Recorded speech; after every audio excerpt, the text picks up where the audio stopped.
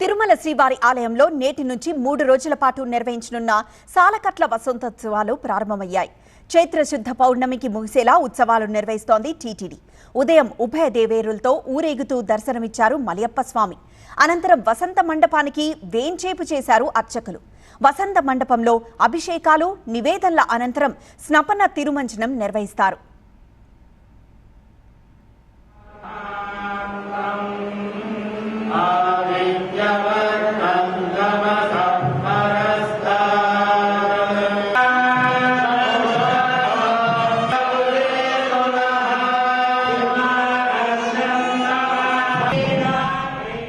రేపు ఉదయం 8 నుంచి 10 గంటల వరకు స్వర్ణరథంపై ఊరేగి మంటపానికి చేరుకుంటారు ఉత్సవర్లు.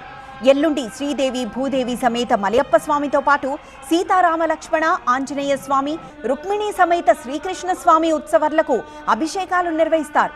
ఈ 3 రోజుల్లో ప్రతిరోజు మధ్యాహ్నం 2 నుంచి 4 గంటల వరకు స్నపన తిరుమంజనం ఉంటుంది. సాయంత్రం 6 గంటల నుంచి 6:30 గంటల వరకు ఆస్థానం ఉంటుంది. వసంతోత్సవాలు జరిగే ఈ 3 రోజులు పలు ఆర్జిత సేవలు రద్దు చేశారు.